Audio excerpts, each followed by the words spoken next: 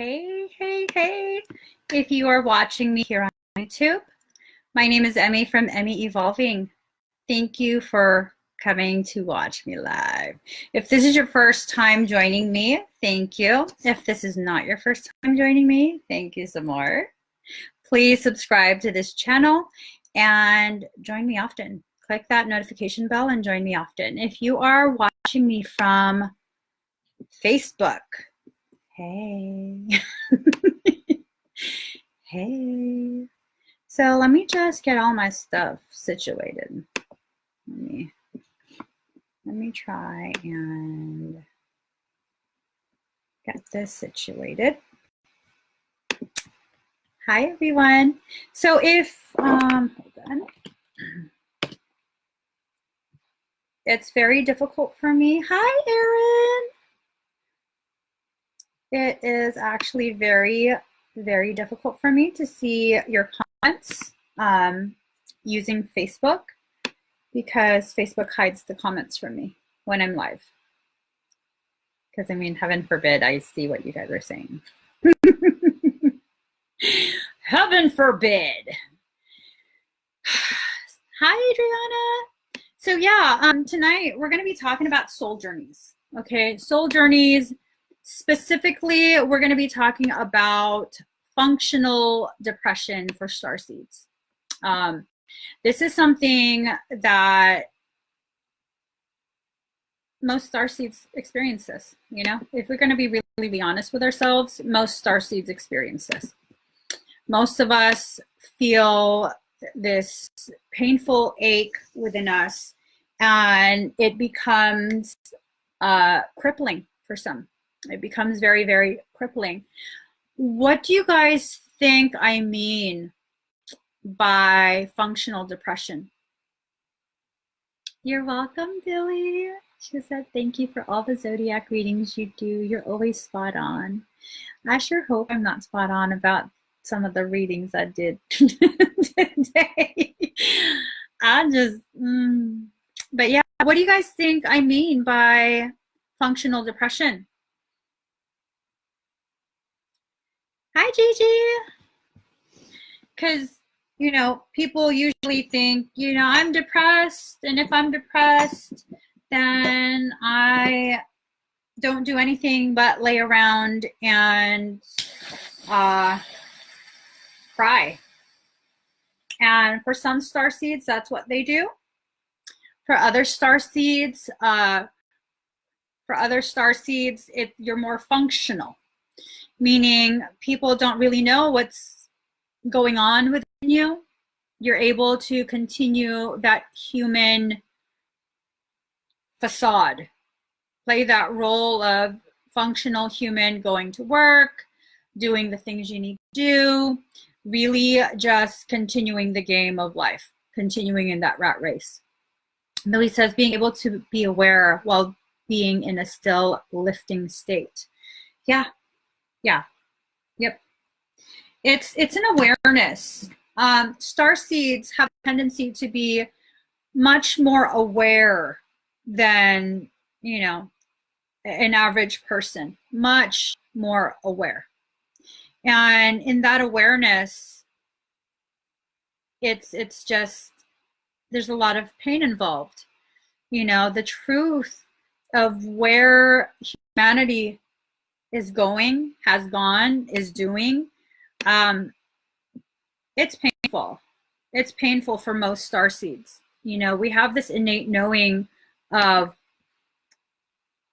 how humanity is supposed to be, where we come from, where we've been as souls, where we have been, and seeing how far we've fallen from that original state of grace can have very real, very viscerally felt ramifications. Most starseeds have a specific type of eye. People often comment to me like, you know, your eyes are, there's something about your eyes. Well, yeah, they're the windows to the soul. Silly. So yeah, there's times where I'm not actually depressed, like clinically depressed. I'm actually in a good mood. And then people will look at me and they're like, why are you sad? And I'm just like, what do you mean? Why am I sad? This is just me. I'm functional while depressed. It's this knowing how much I gave up in order to volunteer for this job here on earth. And if you remember more of where you came from, how far humanity has stepped down from that original neutral level of grace, love, compassion, co-creation, yeah, that sadness will definitely be something that's just ever present. Does that mean you have to be medicated? Not always. What I've found is that most don't need to be medicated. Most are just struggling through very elevated levels of hyper awareness. They are extremely sensitive empaths. And as an empath, you feel things on such a deep level. Something that would, you know, hurt someone else's feelings utterly guts you. It destroys you. It destroys you from the inside out. And, you know, a lot of starseeds, not all, but a lot, will continue to look at the circumstance even after it's long gone. The event has already happened. It is done. It is finished. And you find yourself replaying that, rehashing it over and over and over in your head, hyperfixating on that one moment in time, simply because you are so aware of all the different potentialities that were presented in that one moment, and what was chosen was quite possibly the least compassionate, the least evolved. And there's this part of you that wants to go back and correct that, and you can't. You can't. It happened exactly as it needed to happen for everyone involved. And you know, knowing more, knowing better, meaning, you know, having a more evolved level of consciousness doesn't give us the right or the authority to rob others of the experiences that will help them in their blossoming. And because there is because there's a very real struggle within us, it then can often present as like a depressive episode. It can present as like, I just can't relate to people. I don't want to be here. I don't like people. I don't want to be social. I don't want to be part of a group that doesn't even understand me and what I'm here to do. I don't even understand me and what I'm here to do. And so you have all these like really conflicting feelings within your mind, within your heart. And after a while, you just really are like, why am I even here? No one gets it. No one gets me. No one gets it. And I don't even understand why I have to be here. Who the fuck volunteered me for this shit? And then it amplifies that feeling of not belonging. Well, what if? What if as starseeds, we have to experience that functional depression so that we can actually very, very deeply understand and understand the truth of the human condition? What if that's what we needed to do? Understand on a human level the human condition. The only way you're going to understand that on a human level is to become human, to live through it, to suffer the same things, feel the same losses. And maybe if we amplify that, those human feelings, then we can avoid having to experience that gravity of circumstance. So what if our deeper feeling, our ability to feel things on a much deeper level, is so that we don't have to actually live that gravity of an event, like that intense. What if it's another form of efficiency?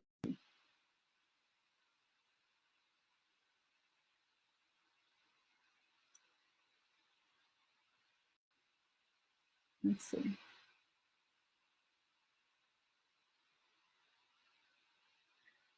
Sue Berry says, better to follow your heart than your mind.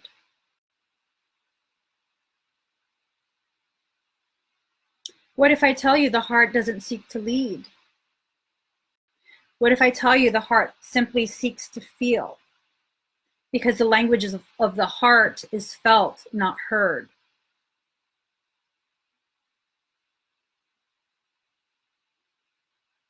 What if? What if? And what if this depression is actually not a depression?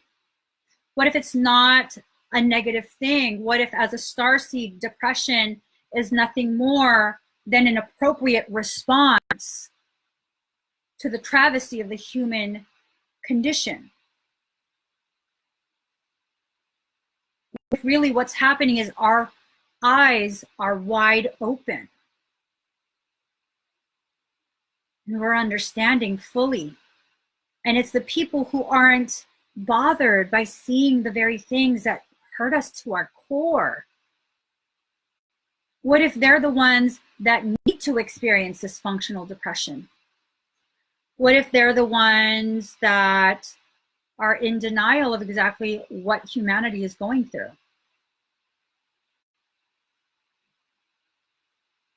What if, what if? Crass Stan says hearts can be buried anyway. Well, so can the mind. So what do you follow? The monkey mind can be buried by doubt, self-doubt, self-hatred, self-sabotage, lack of self-worth. So then if the heart can be buried, the mind can be buried, what's left? The higher self, the highest expression of self, able to anchor into this planetary system we call Earth, the highest self. Sometimes you can reach Oversoul, sometimes you can reach Avatar, and if you have the proper coding for it, you can reach your Rishi. Rishi is the highest level of self that you can connect with while still in body. Rishi is actually the upper echelon of this 15-dimension time-space matrix. And so Rishi is still very aware of the gravity of the pain of being human, but at the same time is able to coexist with the knowing that a high-level dimensional being knows. They are unified up there. They aren't as divided. They don't exist within that archon paradigm that we do down here. They're not seeking to compete. And so when we label ourselves depressed, it's almost as though we're competing and we're losing. And honestly, I mean, is that a bad thing? To be losing at this game of human life? Because I remember, a few years back, I totally was like, I'm never going to human right. I'm never going to understand humans. Because I am painfully aware that I'm a starseed. I'm painfully aware of this fact. And the things that I see, the things that I feel, the experiences, it hurts me to my core. And other people are just, that's. And inside, I'm sobbing uncontrollably, like, oh my God, how could you not care? How could you see suffering and not care? And so I came to the conclusion several years ago, I'm never going to human right. And I was so sad about that. And then in comes Michael, and he's like, well, because you were never meant to human right. Silly girl. You were never meant to human rights. That was never part of your path. You were always meant to never fit in. And not be ashamed of that, because you stand as a template for others to begin rebuilding their own paths. And I was just like, that's deep. That's deep. You're rebuilding your own path off of simply watching me walk mine. What? That's scary. What if I do it wrong? What if I do it wrong? What if I do something wrong and then it affects your trajectory in a negative manner? And then in comes Michael again. What if that wrong is actually a right in someone else's eyes? Someone who lives such a convoluted life.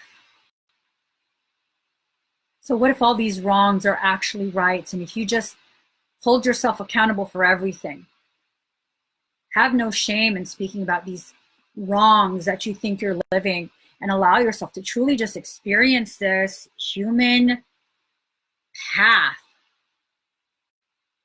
Love everyone enough to decide for themselves exactly what they want to take from your journey. What snippets are they going to keep in their little pockets to use for later on? And then I was like, oh, wait, what? I'm not supposed to edit stuff? Like, I'm supposed to just let people decide what to get, what they want to use from my journey? And he was like, yes, you're of God. You're not God. You're of God. You stand as a mirror. And maybe if they see your sadness at the human condition, maybe if you have no shame in the fact that you have functional depression, which is actually not even depression. It's called being awake. So many people talk about, I'm woke, I'm awake. Are you sad about what's going on with this world?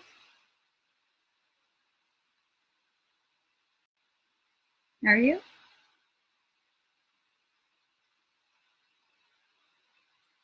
Because if you're not aware of what's going on in places like the Middle East, Africa, third world countries, if you're not aware that children are starving,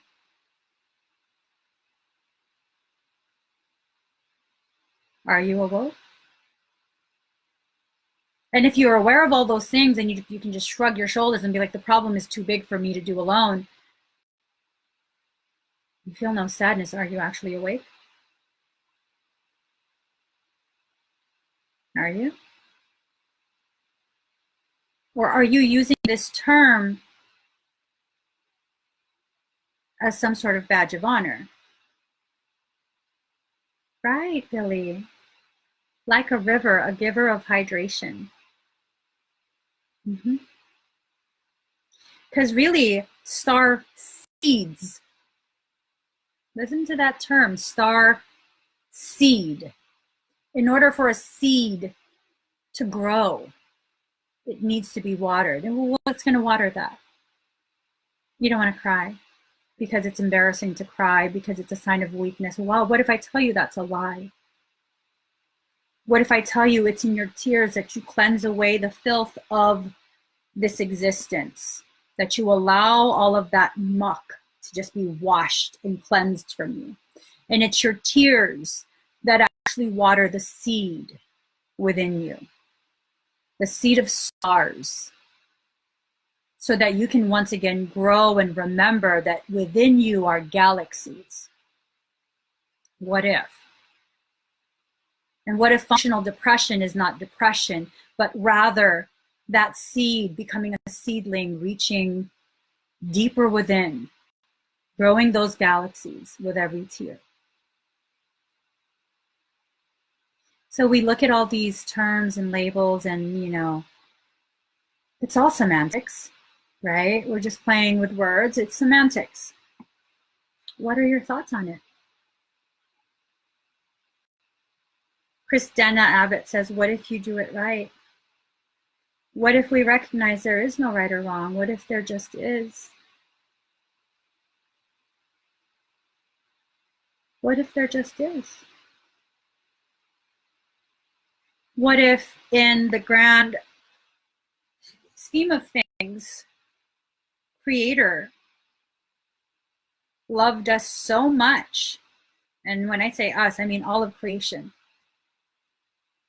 that the love freed us to be anything and everything? What if that's part of the journey? To recognize that we are unified in our diversity. And what if that's some of the reasons why we have functional depression as starseeds? What if? There's so many what ifs. And the truth of it is, all the answers to these questions already exist within you. And these what ifs are nothing more than catalytic triggers to remember your truths.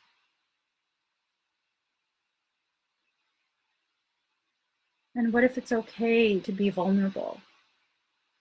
What if it's okay to admit that you're fractured inside? What if we recognize at some point those fractures are actually the locations from which the light within us that we try to hide so badly so we can fit in? What if those are the areas where our light spills out as a gift to the world? What if?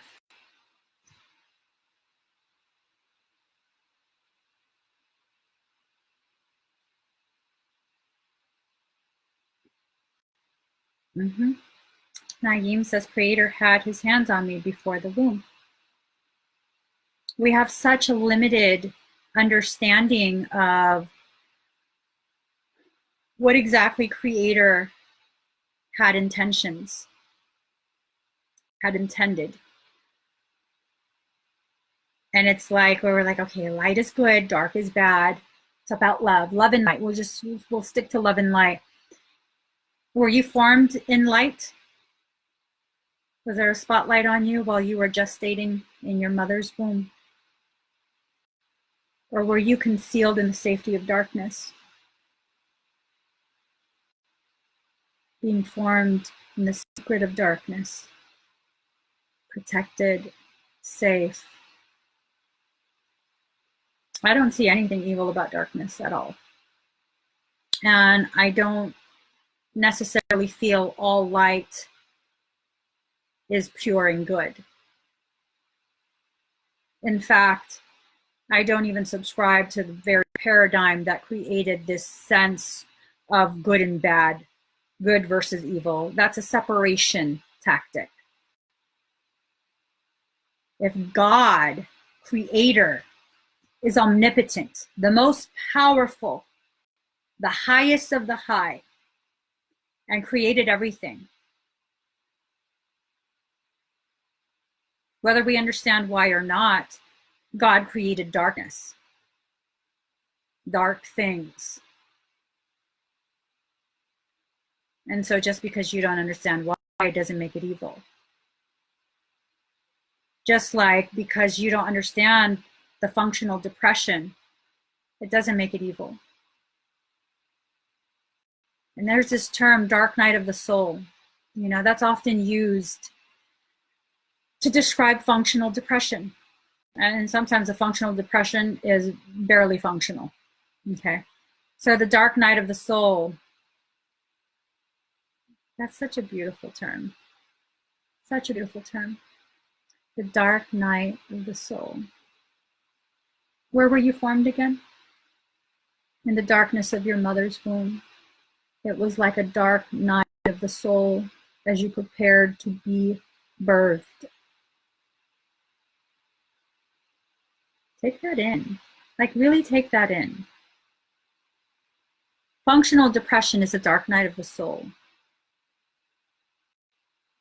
In your mother's womb, before you came into physical being here on this plane, you experienced 9 months of a dark night of the soul. And then you were born into the light.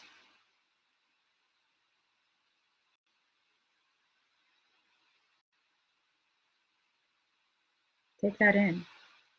Take that in. Maybe that dark night of your soul is what's birthing a higher level of understanding. It's birthing a higher dimensional level of consciousness. Maybe it's in that suffering that you are really blossoming. Maybe it's just functional depression. And maybe whatever the hell it is, it's okay. Because it's a part of your path, and whether you understand it or not, it's there for a reason. And this is not to just be cliche. Whatever is put in your path is put there for a reason. Everything has a root causation. Sometimes that root causation extends before this life. And sometimes the following effect extends beyond this life, after this life. So you're not going to understand everything within one lifetime. Okay? You're just not. It's not meant to happen that way. But with functional depression, it gives you a much greater ability to take in all of these catalytic triggers of remembrance. Right, sad and happy. It's yin and yang. Yin and yang is the balance. The balance, it's a beautiful dance done in darkness. Y'all know that, right? Yin and yang is a dance of the dark.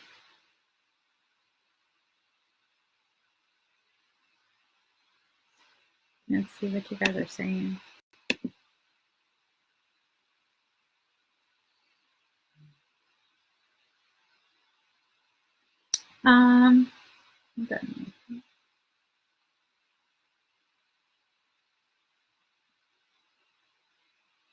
So Kimberly says, so we need dark so we have somewhere to shine our light. Purpose. We don't need anything. We don't need anything. We just are. We have dark and we have light because we are a totality. We're not one fractal of something. We are a totality within ourselves. We are a complete thought form of God. So we don't need dark. We are dark. And we have light. We just are. So maybe part of the functional depression comes from this misunderstanding of light and dark. We have everything within us. For every plane exists at least two poles. At least two poles. To complete that plane, you have to be able to swing between the poles. And so that's what we do. Now, do you really think you're going to reap the benefits of every motion and emotion, full range of motion and emotion, by crippling yourself halfway?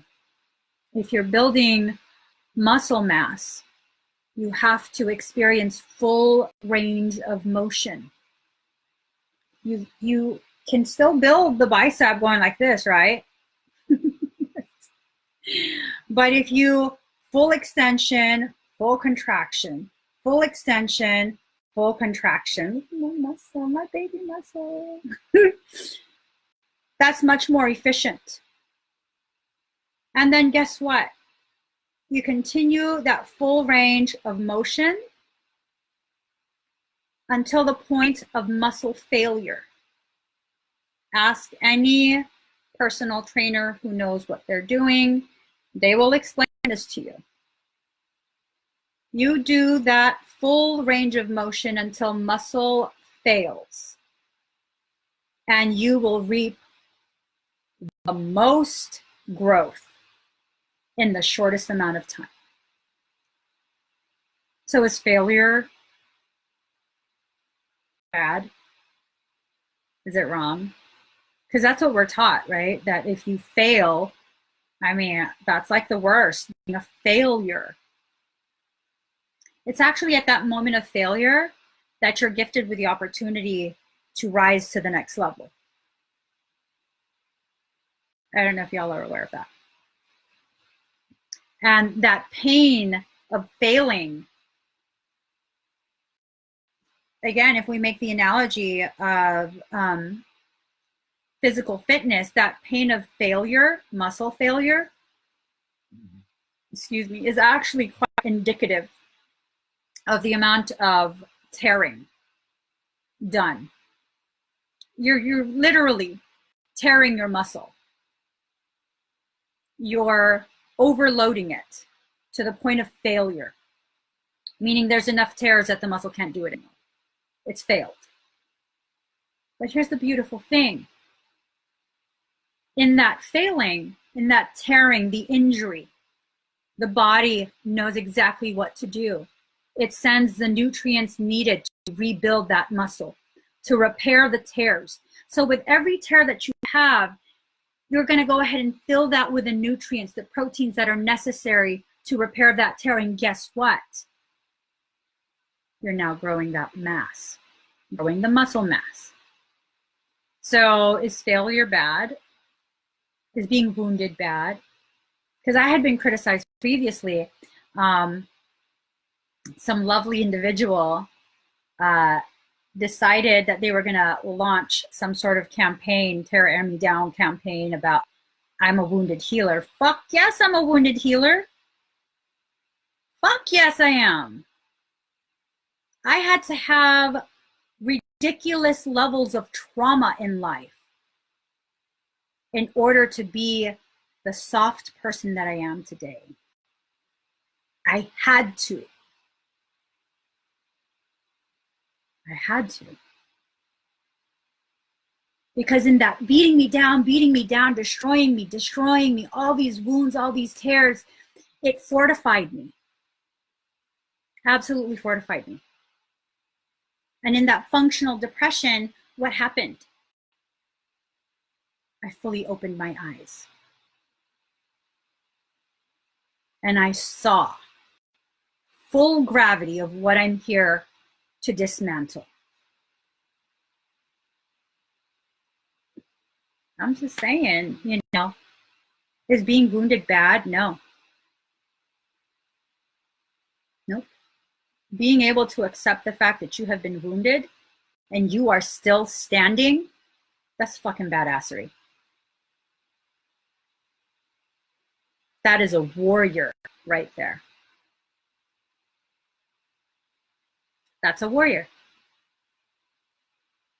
And you know, one of the most beautiful things, and I can say this with so much love for myself, I am a wounded warrior that still continues to adhere to the code of Bushido. That's enough said. Enough said. That despite the fact that I have the capability of destroying you, if you cannot defend yourself against me, I will not engage you. You are not a worthy adversary. I will only engage that which has the capability to destroy me back. Life with honor, Bushido.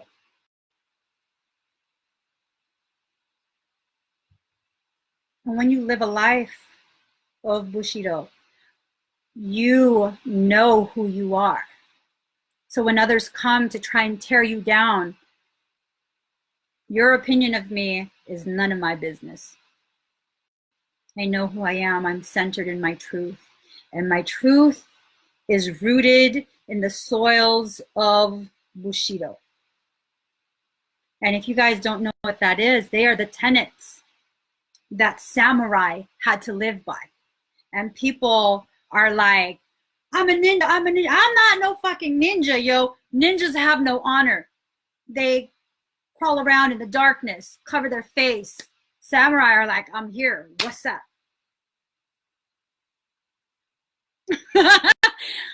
Hey, I'm Bushido. Nope, I'm not no fucking ninja. If we're gonna go at it, we're gonna go at it. I'm gonna come at you from the head. I'm coming at you from the head. And if I engage you, that means I've already followed every possible string. I know how I'm going to win this. You're a worthy adversary, and I'm going to show you how I will win this with honor. And that's fine.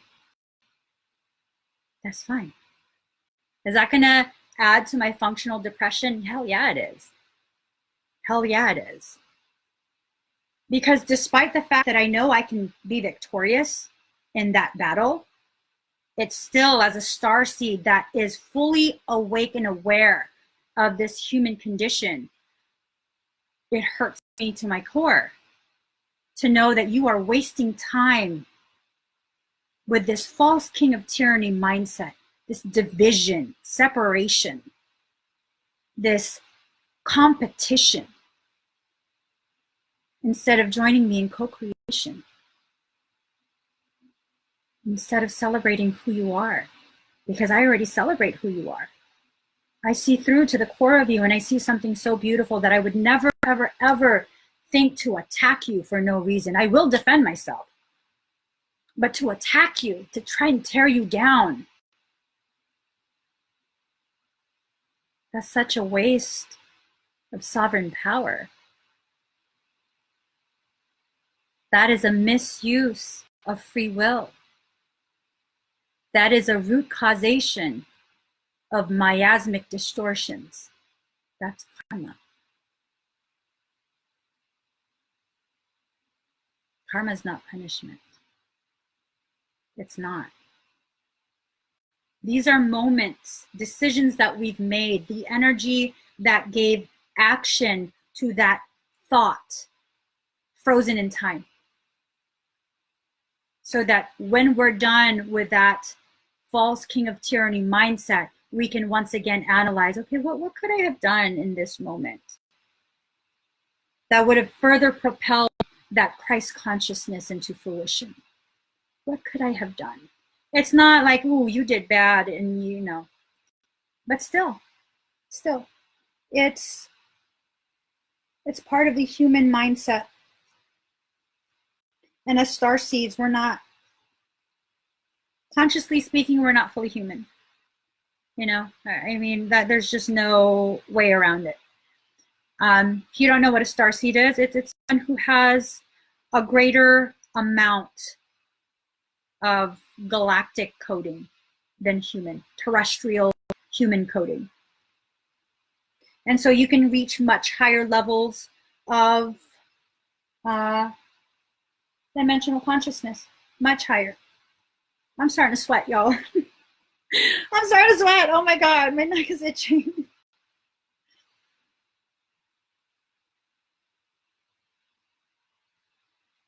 So, oh, that's a very good question. Billy says, is Source hurt or wounded by us feeling wounded or being wounded? Or does Source just hold compassion for our growth? We are Source.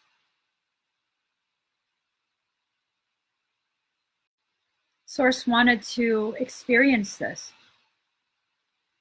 from different vantage points.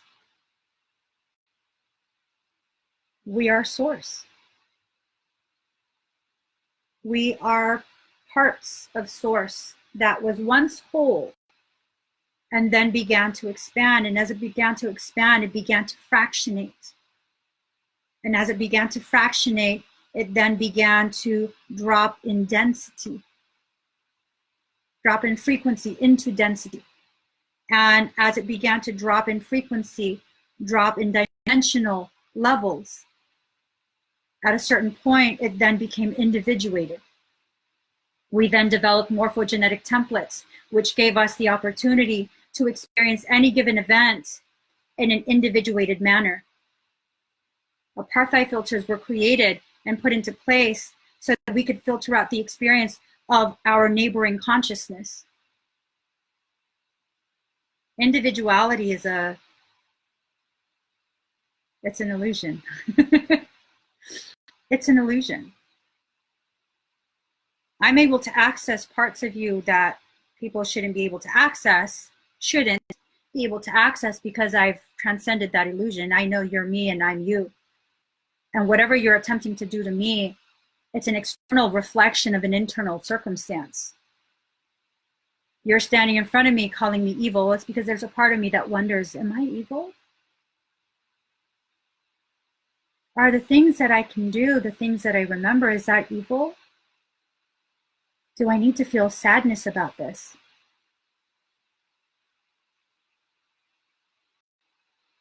If you feel sadness, then yeah, you need to feel sadness about it. Because the avoidance of the emotions, the very emotions you came into this life to experience, that you were led to this circumstance to experience, avoiding that does nothing but guarantee the circumstance will circle back around and happen again, in hopes that you're more ready to accept it later on.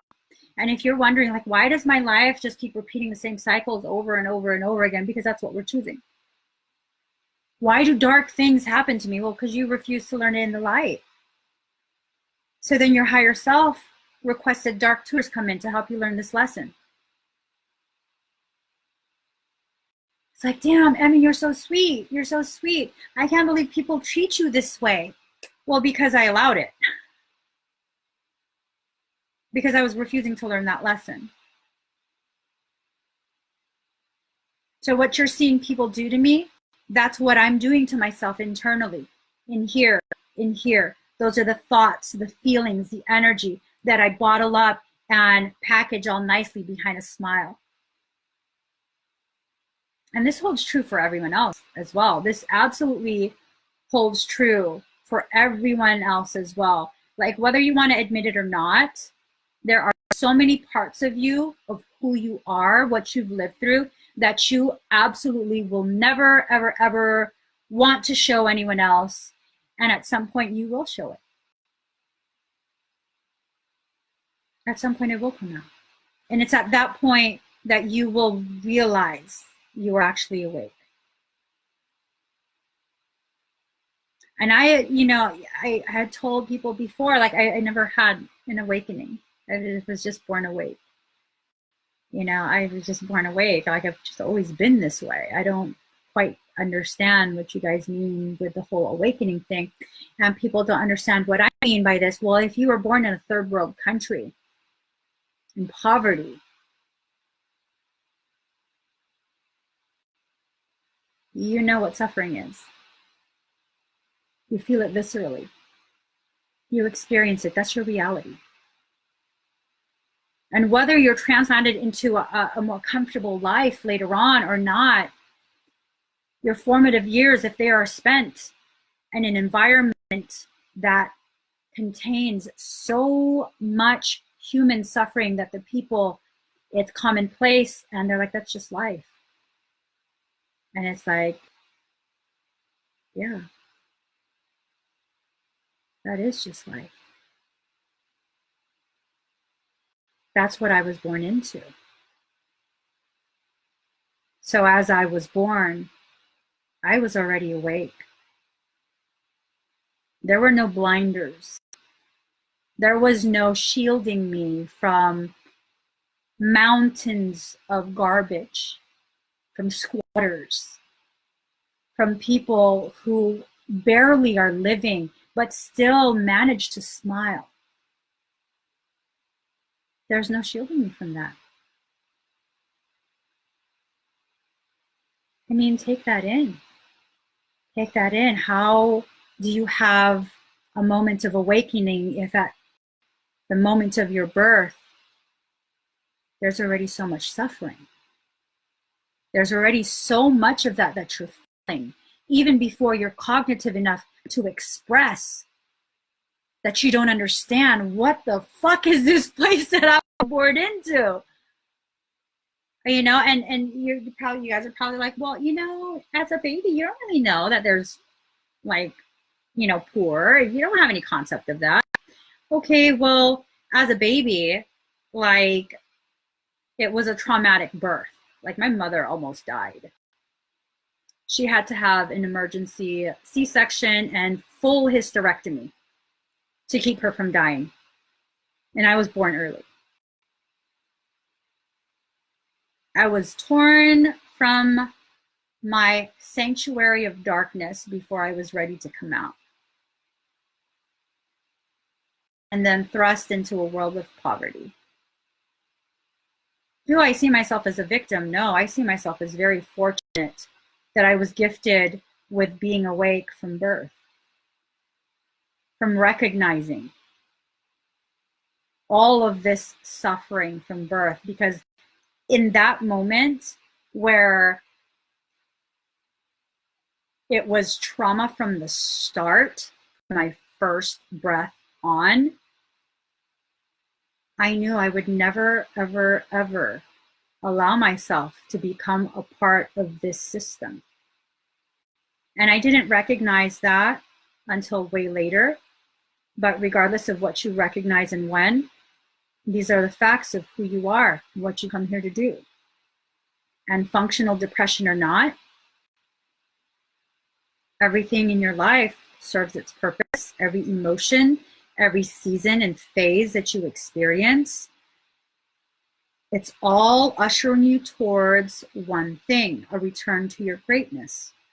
A birthright that no one else can take from you, that doesn't diminish someone else's birthright. This is just for you. And let's just go ahead and say it. You know, people are like, God is just so giving and compassionate and loving and everything positive. No, this is a selfish moment. The God fractal that exists within us, that seed of God that exists within the human vessel, through that entire life is experiencing a selfish moment. I want to feel this.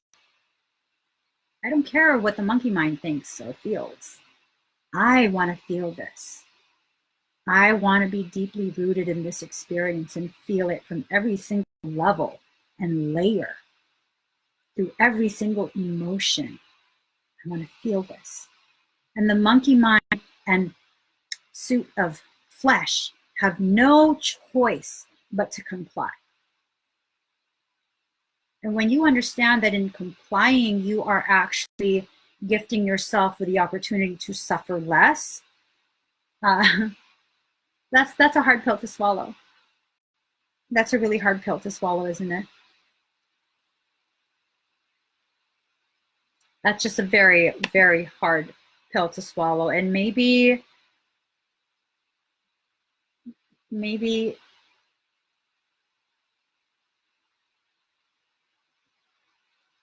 you're supposed to just chug it down. Kim, why are you sad for me? Why would you ever be sad for me? I'm not sad for me. Why would you ever be sad for me? I have a life that's perfectly designed to maximize my growth. I've experienced everything that I need to experience to date in order to maximize the potentiality of the gift that I offer. And maybe I should explain it in more tangible terms. The work that you guys see me do on live streams, especially the bio-spiritual side of things, that came about through tremendous suffering, barely functional depression, so much sadness. Had I not gone through that, I would have never shared that gift with any of you. I say that with absolute conviction. I would have never, ever, ever shared any of me with any of you, because I was content to stay hidden. I was content to question myself, question my abilities, question my integrity, question my technique, question my purpose, just question. And then about 2 years ago, I had this moment where I was like, I'm sick of this shit. I don't want to help anyone. I don't like helping with this physiological stuff and not knowing if I'm seeding them with something demonic, and I just don't want to. I don't want to. I'm not going to.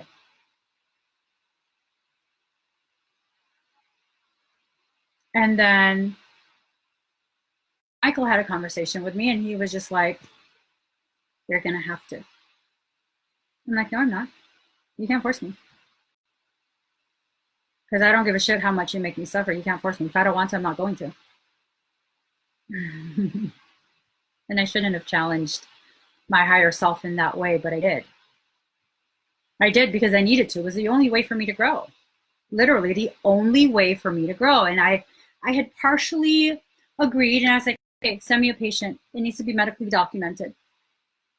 I need actual medical documentation, diagnostic tests. I need x-rays. I need MRIs. Whatever the hell you're going to have me do, I want that shit medically documented. Send me a patient that will agree to this.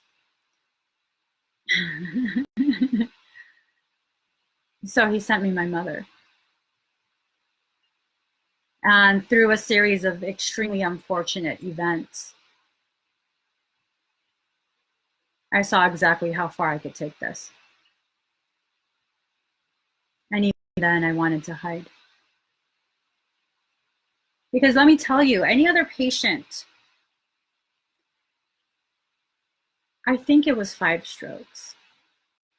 In the course of 1 month, 5 strokes, 2 heart attacks, a subarachnoid bleed, meaning her brain was hemorrhaging because of the medications they were giving her to make sure she didn't have any more heart attacks or strokes. I think anything short of my mother. I would have just tossed up my hands. Sorry, bro, I ain't making it.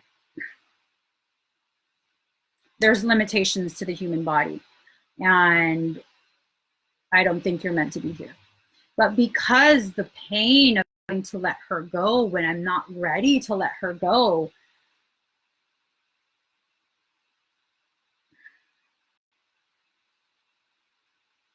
I was just like, I'm not ready. I'm not ready. And if we're going to be like really, really like raw and honest,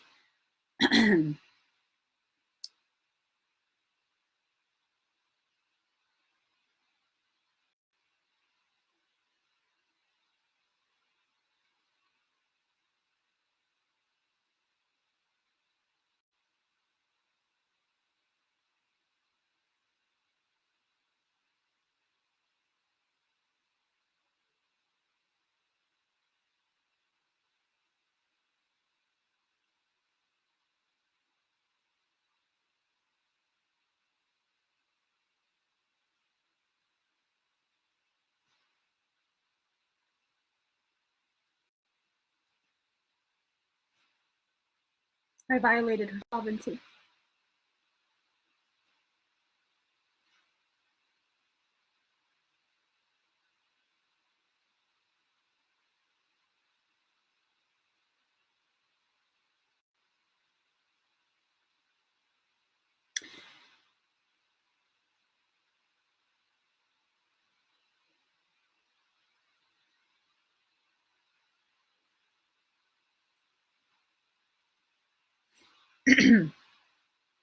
In my selfishness, her parents had come to take her home. And I electrified them. And so they sent Michael to bind me. And I bound him. I bound her parents, her grandparents. I bound all her ancestors. And I created a field so impenetrable. And then I bound her to her body.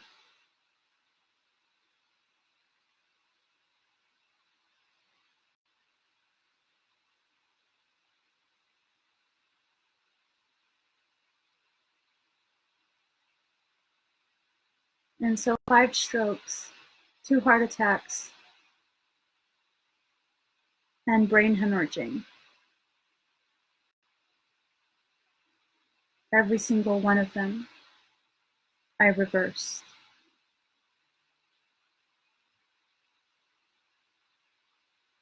Every single one of them.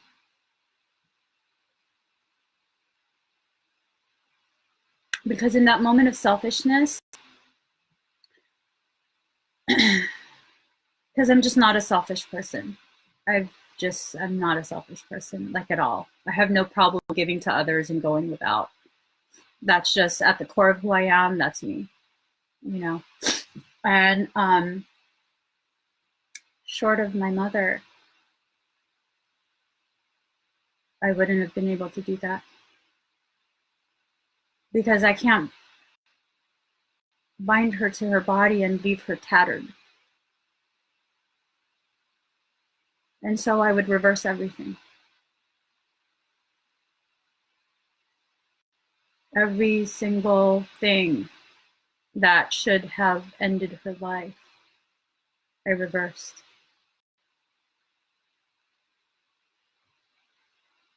And when I had learned all that I needed to learn in regards to my work, because everything was medically documented as I had requested.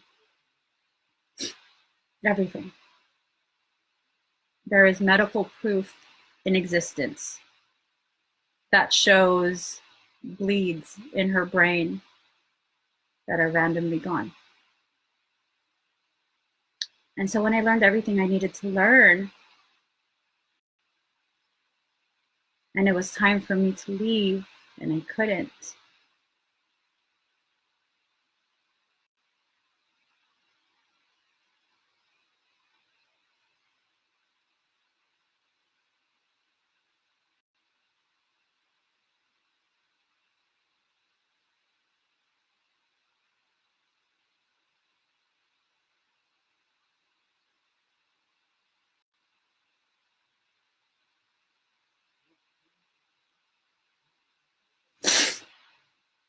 in exchange for that gift,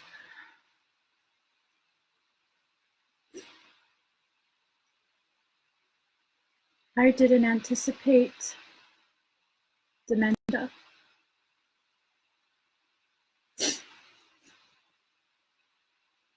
I was kept so tired that I didn't anticipate the onset of dementia.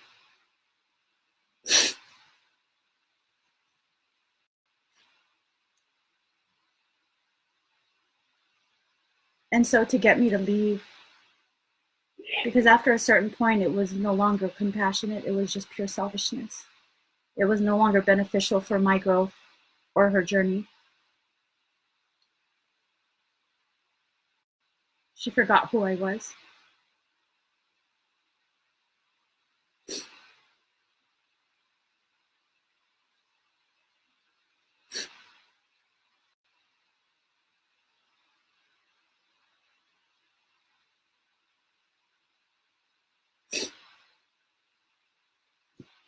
And when I went to go reverse that,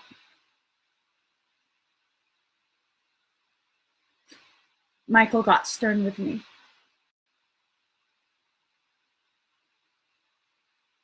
And he told me,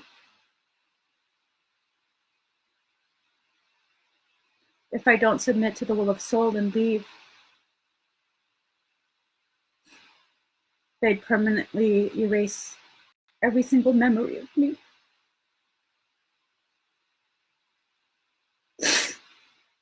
Down to my birth. And so for however long she remained in vessel,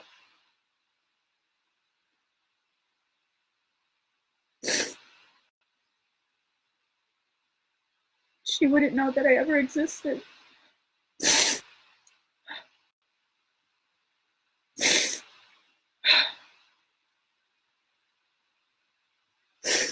And that's when I left.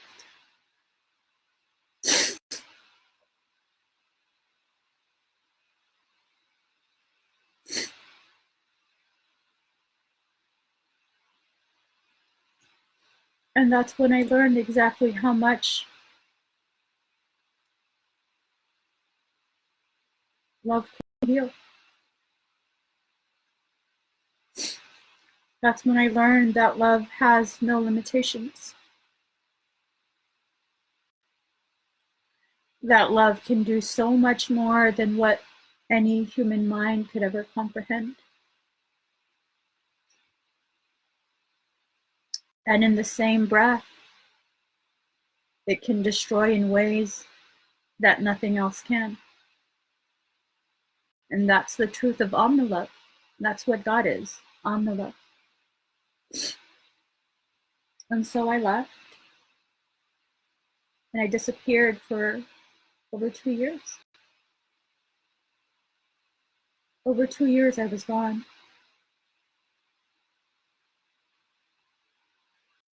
And I couldn't reach out because I didn't want confirmation.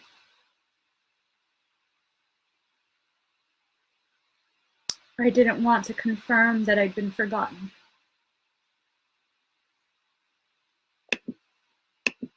And after a certain amount of time, Michael was like, that fear is going to rob you. You're robbing yourself. And when I finally came back, well, I'm here now. And she's thriving.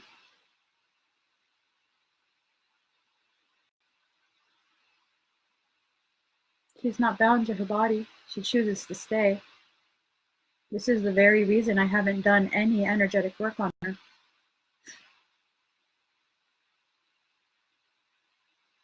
None. And it took a while. It took a very long while for me to really recognize even that selfishness, that moment of selfishness where I did that. It wasn't even a violation of her sovereignty. It was something that was agreed upon and I just didn't understand. And it was good that I didn't understand because everything needed to play out the way it played out. I needed to experience such a deep, deep, dark night of the soul. Such a deep one.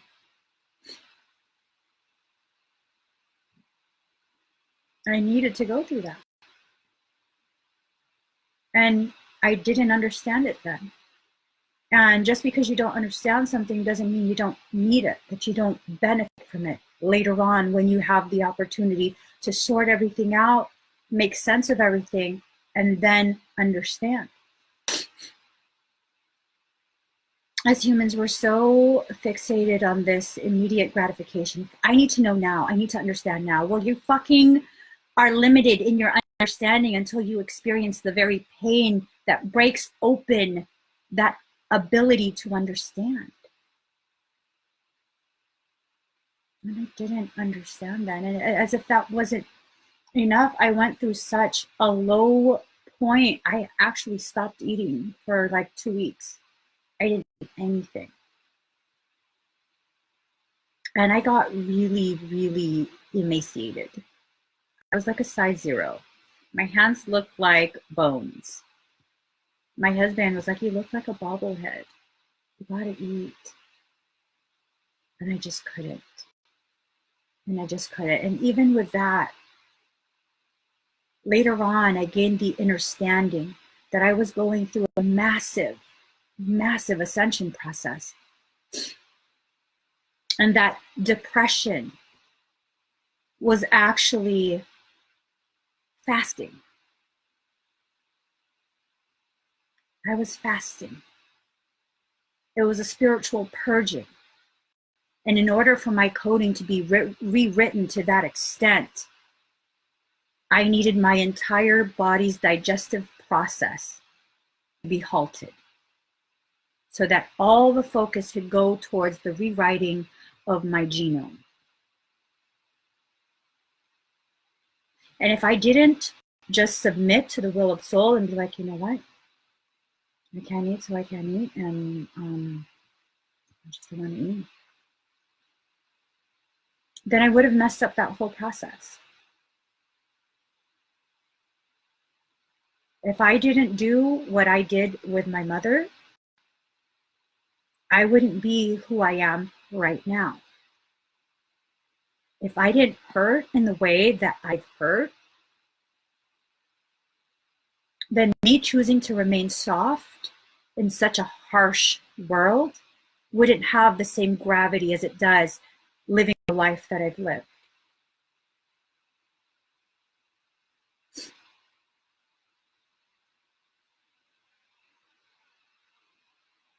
And yes, you know, looking back at those things, remembering those things, it still elicits a kind of pain that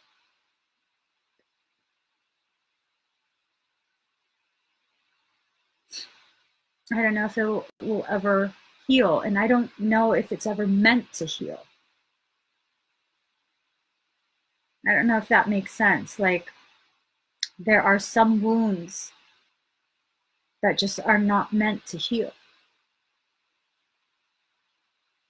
Instead, they're meant to be a source to trigger additional scar tissue to form.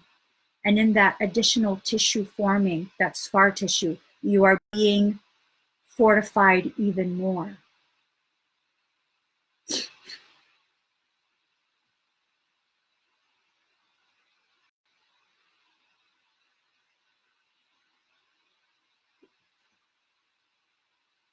I love that, Jen Jalen. Your softness is your tensile strength. Yes. Yes. Absolutely. It's like there's this part of me that I know can be so badass and strong and brute force in your face. I'm not backing down. I'm a warrior. I'm not tapping out. Break the fucking arm. I don't give a shit. And some people would be like, that's, whoa, she's powerful. And it's like, honestly, that's conditioning. That's conditioning. If you want to see me at my most powerful, rewind this video a few minutes back, where I had no shame in admitting the things that I decided to do and didn't understand at the time that it wasn't selfish, that it wasn't a violation of sovereignty, that my integrity is still intact. I didn't betray my mother in doing that. I learned difficult lessons through tremendous adversity. I grew and I cried and I grew and I cried and I grew and I cried. Do you notice how every time I cry, it grows me? Because the star seed within me is watered further. And the programming that's been forced upon me by society, by religion, by family, by culture, by all of that, every time you cry, more of it is washed away. And it's layer upon layer. So it's not going to just be one crying session.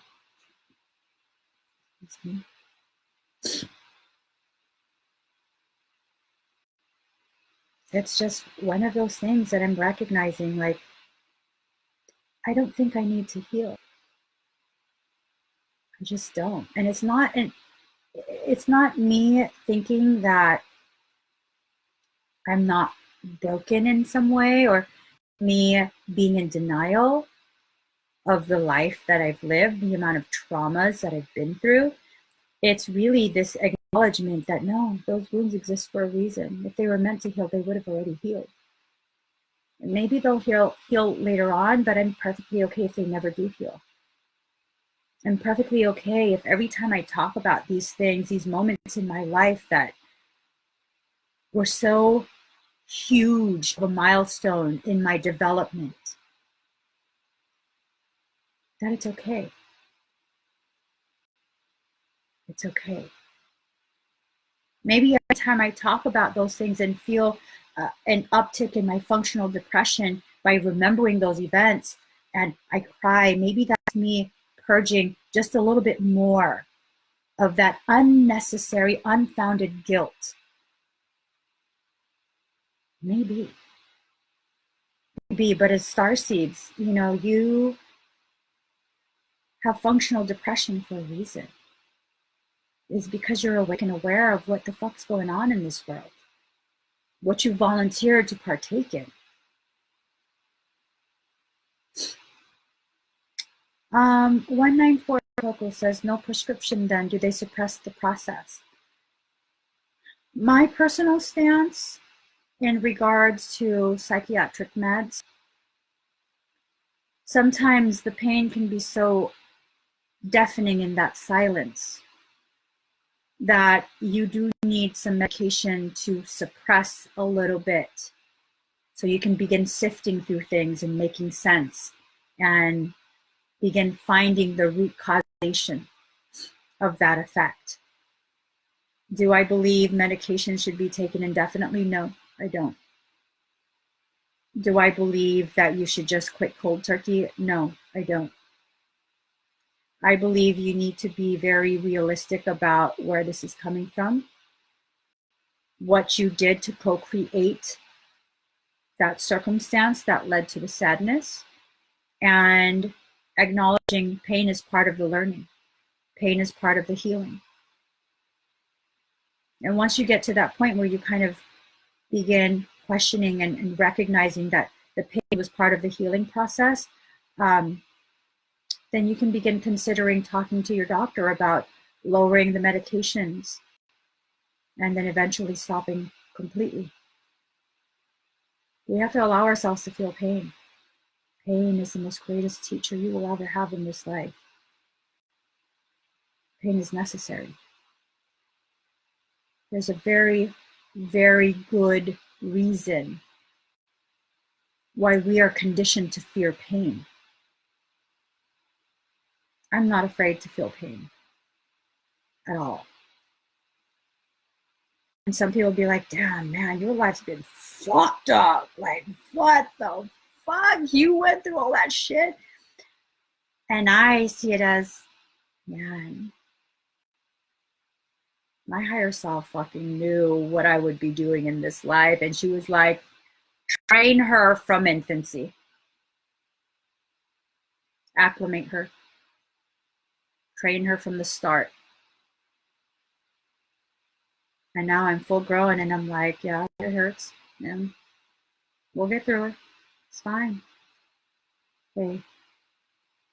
The hardest lessons hurt the most, but they also provide the greatest potentiality for growth, for leveling up.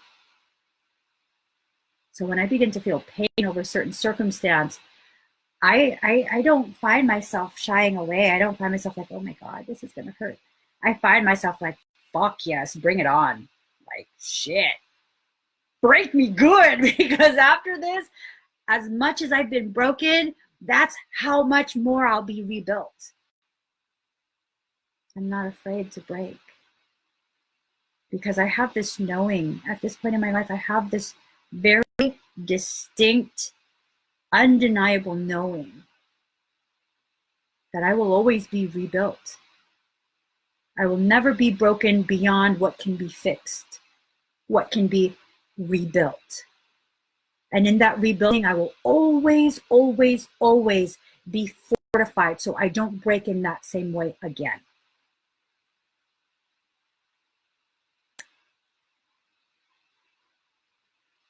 So that's that. That's that. So Scribble says, you looks like you have issue with your kidneys, or maybe I'm wrong. In one of my most recent previous lives, I died of kidney failure. And it still bleeds over into this life. So I don't technically have kidney issues, physiological kidney issues, but energetically, yes, I'm experiencing kidney problems. It carried over from a previous life. So yeah, I have no problem admitting that. I have no problem admitting that. fighting can be a defense mechanism. Absolutely. You're absolutely right, Kim. And that's why I no longer see fighting, being able to fight, as a sign of strength. True strength, true power for me personally, it's in that knowing you can fight, recognizing that you can win this in so many different ways, and then acknowledging that you don't need to fight, you already won. I mean, do I really need to prove it to the other person? It's enough that I already know that I could absolutely win this. No questions. You've been already beat like 5 or 6 times just in the past 3 minutes. I already played the scenarios in my head. Yeah, you've lost every single time. You know, this is a waste of my time. It's a waste of time. I don't need to prove anything to you. Like, if you want to believe that you stand a chance of beating me on this, that's fine. That's not my issue. I don't need to prove anything to you. And if you feel like you need to prove something to me, that's fine. That's still not my issue. I don't need you to prove anything to me. You are who you are, and I accept you just as you are. Do you see the power in that? Do you see the power in that mindset?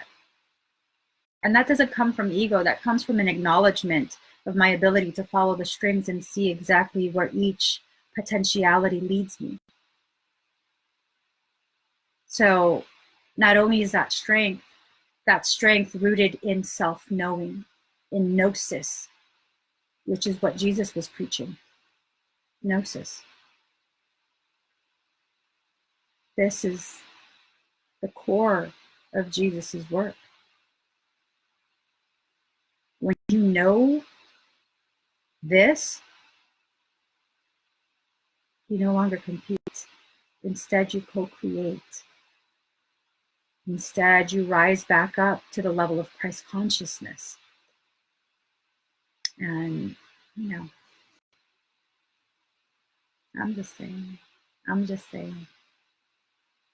So you guys, I'm gonna call it a night. Y'all already got me to cry. I wasn't planning on crying. Y'all got me to cry. I guess it was necessary. No, I don't guess it was necessary. I know it was necessary.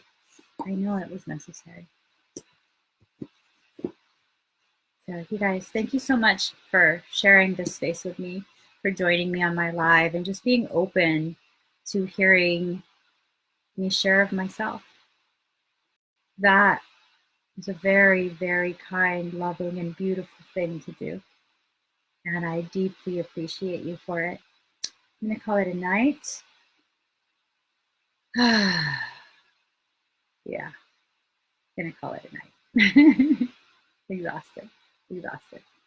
So I love you guys. If you're on my YouTube channel, please do subscribe, comment, like, whatever it is they do. If you're on my Facebook, follow my page. And I will see you guys again very, very soon. Bye.